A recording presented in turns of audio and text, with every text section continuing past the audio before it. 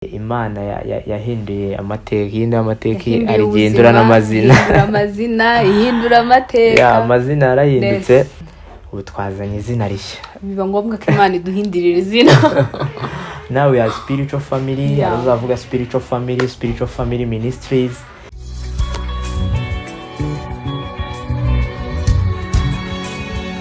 Hello bakunzi bacu, turabasuhuje.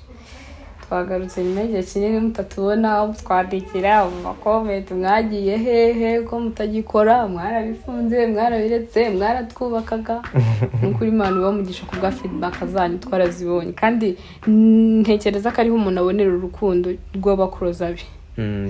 Byanze bikunze ubwo abantu bagera kuri 20 bakubwira, hari abandi 20 baba baracecetse. Rero twagarutse, twaje bishyashya, kuba ibi bishyashya kurya. Turabashimiye cyane, kandi pe twagarutse rwose naho tuzajya. So anyway, twababeshya, twafashe igihe cyo gusenga kugira ngo dusengere icano, kuko icyo twifuza mbese turimo turinjira mu munezero w'Imana. Iyo umuntu akora icyo Imana ishaka, icyo Imana ishima, abari mu mugambi w'Imana, abari mu munezero w'Imana. Rero twafashe akanya kugira ngo dusengere icano, mbese tuge tubaha ibintu bizima byabubaka. Turifuza ko ikintu cyose cyajya gica kuri icano, niyo cyaba gisekeje, cyaba kibabaje, cyaba ari testimony runaka yacu cyangwa abandi bantu, turashaka ko mwajya mukuramo isomo rishobora kubafasha mu buzima. Mu miliyoni yose niyo yaba ari umuntu umwe ukuyemo isomo, twe tuba twakoze akazi. Nibura dufashe uyu mwanya umuntu umwe agahinduka, byaba ari ibintu byiza cyane, byari ibintu byo kwishimira. So rero twaje, Imana yahinduye amateka, ihindura amateka arigindura n'amazina, ihindura amateka, amazina yarahindutse ndetse cyane. Twari dufite izina rimwe ryitwa Nyabu.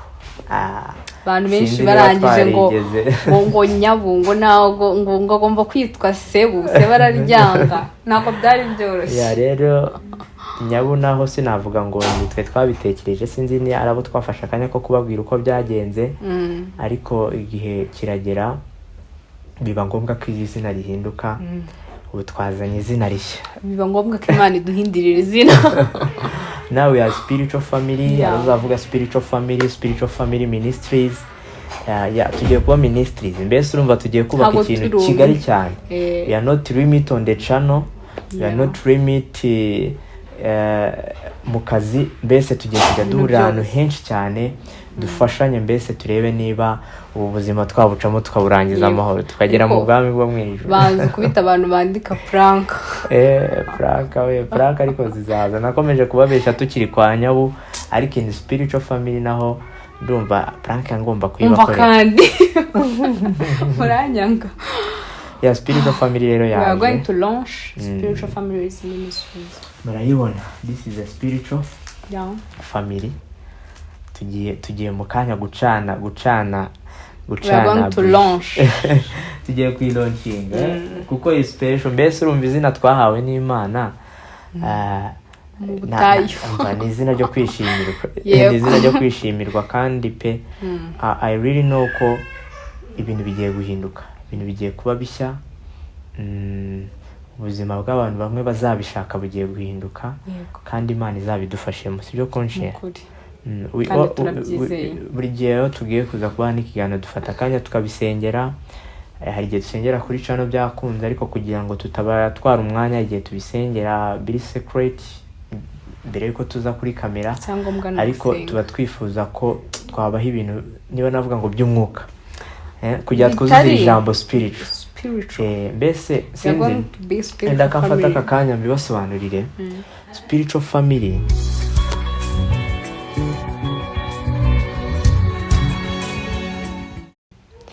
dusanzwe tuba mu muryango, physical life cyangwa physical family dusanzwe tubona. Ukabona umuryango, papa, mama n'abana, iyo ni family, sibyo? Ariko isanzwe. Rero iyo tuvuze spiritual family, ni family yo mu buryo bw'umwuka. Family mu buryo bw'umwuka nisaba ngo tube tuvukana ku maraso, tube tuvuka mu ndimwe, nabyo byaba, ariko iyo family yo mu mwuka ni umuryango umwe dushaka gukora. ni umuryango nzisangamo, Denise akisangamo, nawe ukisangamo, n'undi muntu akisangamo, n'abazadukomoka bakawisangamo, kandi uwo muryango akaba atari umuryango ufite limit. It is ministry, ni umuryango munini mugari. Ndifuza mbese hari igihe mbireba by the future how iyi spiritual family zaba imeze, nkabona ni ibintu byiza cyane bidasanzwe, kuko tuzakora ibintu byinshi. Numva ibitekerezo biba byinshi, Imana iragenda impa ibitekerezo bitandukanye. Muzi ibintu ubwo bigiye kunyura kuri spiritual family ministries. Rero nibyo twaratinze kugaruka, nicyo gihe twafashe, kuko usange barambonaga ikibazo niwo comment arabaza bakavuga ati bino bintu just bimeze gutya na gutya, birumvikana. Niyo mpamvu twafashe akanya ngo dusenge, noneho tubaho ibintu biyobowe n'umwuka w'Imana. Ibintu biyobowe n'Imana nkeka ko bizaba bikomeye. Niyo mpamvu kuri spiritual family mwabonye iriya jambo riri mu Bakorino ba 2 ibice 5:14-15 rigaragaza uburyo twese mbere yuko Yesu aza buri wese yarabayeho kubwo, ariko for now umuntu wese agomba gushaka uburyo abaho kubwa Kristo. Mbese mugomba kwegurira ubuzima bwanyu Imana. Amen. Ndumva tuzakora kino kiganiro, tuzakora ikiganiro cy'uburyo rwose mugomba kwegurira ubuzima bwanyu Imana, tubaha n'ingero uko byatugendekeye bizabafasha. Ndabizi. So rero urabizi ibiryo biri imbere yaje, ndumva yashingamo noza. We are going to launch.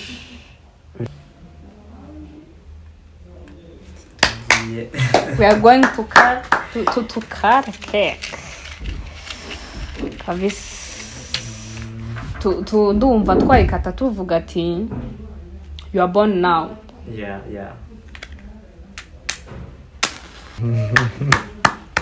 Wow. You are welcome, spiritual family. You are welcome. You are welcome, spiritual family ministries. You are welcome. Turabakunda cyane. Ni ibyishimo. Kandi ntabwo ari ibyacu. Ishimwe cyane, Imana ishimwe. Spiritual family biratangiye. Official. Spiritual family ministries official. Biratangiye rwose, kandi ndamya nashidikanya ko ibintu bigiye kuba byiza. Bigiye kuba byiza. Imana ibyumve rwose, turifuza ko Imana idushyigikira, tukabafasha, namwe mukadufasha uko byagenda kose. Hari icyo nshobora kukwigiraho, hari icyo nawe wanyigiraho. Yego. Njyewe nkunda kubivuga, nabyo byishimo byanjye. Njyewe iyo mbonye hari ubuzima bw'umuntu ngizemo uruhare, hari intambwe neje mu buzima bw'umuntu, wenda abantu tubana benshi barabizi, iyo mbona hari umuntu mfashije kuva ahantu hamwe akagera ahandi, nibyo byishimo byanjye. I know. Rero na conscience twahuye nawe, mbona ari byo byishimo bye, nabona yifuza gufasha abantu. So rero hari igihe ubushobozi buba budahari, ariko hari ubujyanama bushobora kuboneka, hari ihumure ishobora kuboneka, hari ibitekerezo bishobora kuboneka. Gufasha umuntu ntabwo bisaba ubushobozi. Abantu nibitiranye kino kintu ngo nuko ngo mugize no. Ikindi nabasaba, ntuzigere wifuza kumera nk'undi muntu, kuko you never know, naguze ukuntu abayeho, ntuzigere wifuza rwose kumera nk'undi muntu, ndabinginze. Kuko uwo muntu wifuza kumera nkawe, hari igihe nawe usanga yifuza kumera nkawe, cyangwa ukabona ameze neza, abayeho neza, ariko nawe yifuza ubuzima nk'ubwawe. Ubundi wenda tuzabibona muri spiritual family. Hari ubuzima bw'umwe, reka tureke kuvuga ubuzima, hari isi y'umwijima, hari n'isi isanzwe yitubona, ariko buriya nyuma y'isi hari y'umwijima, akaba n'isi navuga ngo ni umwuka wera. So rero abantu babayeho mu isi, navuga ngo umwijima warabaziye, bamwe barabizi abandi ntibabizi. Abantu bari muri ubwo buzima, rimwe na rimwe yakubonye aravuga ati icyamu ubuzima nka buriya. Wowe ushaka kumubona hanze arambaye, arasa neza, ameze gute, ariko hari ibintu bimwirukaho inyuma wowe utabasha kubona. Sinzi umugabo umwe wigeze kubivuga, aravuga ngo niba uzifuze kumera nka runaka, ngo kuko utazi ngo ntiyakubiswe kugira ngo agere ahageze. Hari ibyo umuntu aba yaraciyemo kugira ngo abe ageze ahageze. So rero utabasha no kwihanganira wenda wowe. Spiritual family yaje ibyo bintu byose duhure nabyo, tubiganireho. Kandi rwose nizeye ko Imana izadushyigikira. Nukuriza kuko twarabisabye, why not tutahabwa ko ari ikiza twasabye. Spiritual Family Ministries welcome. tugiye kurya Tugiye kurya hari aho turi busabane, tuba dufite abantu dusabana batuba hafi ariko batari ngombwa ngo baboneke kuri kamera. Baraza kuza rwose dusangire igihe ntabwo twayimara twenyine. By the way, no limit. Twizeye ko hamwe no gusenga Imana izadufasha bikagenda neza. So wenda ntabwo tugeze tubabwira uko channel yaje. Mu by'ukuri yaba ngewe sinavuga ngo nifuza kugaragara cyane, ariko noneho Denise we nakarusho. Ni umuntu waziranaga n'imbuga wenda account wenda nka za Instagram, ninjye wagiye umuhatiriza kuzifungura kugira ngo posting kuri Facebook cyangwa kuri WhatsApp. Akenshi ari igihe ari njye byasabaga ko ari njyewe umupostingira. So ariko iyo ikintu cy'Imana kije nta kintu umuntu yarenzaho, ntacyo wakongeraho. Uragenda so rero kuko twiyemeje kuboko bwacu twabaye nk'abarekura direction niko nyambivuga, tureke Imana bariyobora. So birangira rero twisanze muri ubu buryo, nta yindi plan. Ndibuka dukora video ya mbere twayikoze dushaka kuvuga ati reka dushyireho amateka runaka natwe tuzatureba, kuko dukunda kwifata video tukatubika. twikoze rero sinzi uko byaje ati tuba turayupload. Ndiko nge nari mfite channel imaze n'igihe, wenda nzabivuga rimwe twicaye, imaze igihe kingarute rwose, ku buryo muri famille bajyaga banserereza ngo mfite mbona subscribe imwe mu mwaka.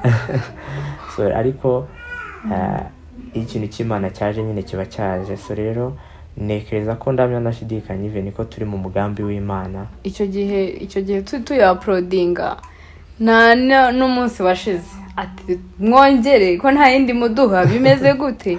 Muri make nimwe mwadupreshe gukora video ya kabiri. Nta plan rwose ko dufite zabyo. Twe nta gahunda twavuga ngo irahari yo gukora ama video. So ubwo rero muzadufashe, bakomeje kudushyigikira mutube hafi, n'undi mubare uzaza rwose.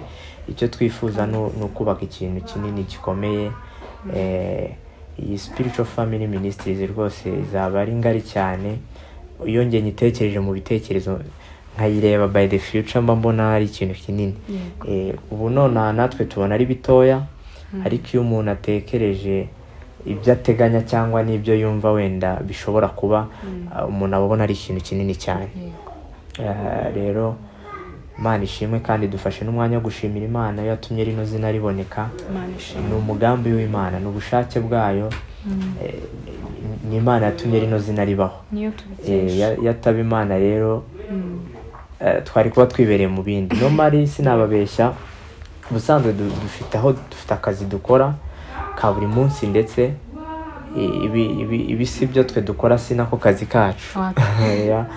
Ahubwo nuko uko umuntu agenda wenda agira ahantu agera, biba byiza iyo umuntu ashatse umunezero we. Ahubwo rero ni umunezero wacu, ni ibyishimo byacu kubasangiza ubuzima busanzwe bwa buri muntu, ubuzima bw'amafamiye, ubuzima bw'imikorere. Kuko rwose ikintu twifuza ni ukubona umuntu uhagaze ameze neza, afite iterambere, avuga ati ndabashimiye, kandi afite n'Imana muri we. N'Imana mugomba kuyigira rwose, tuzabinjizamo ku ngufu.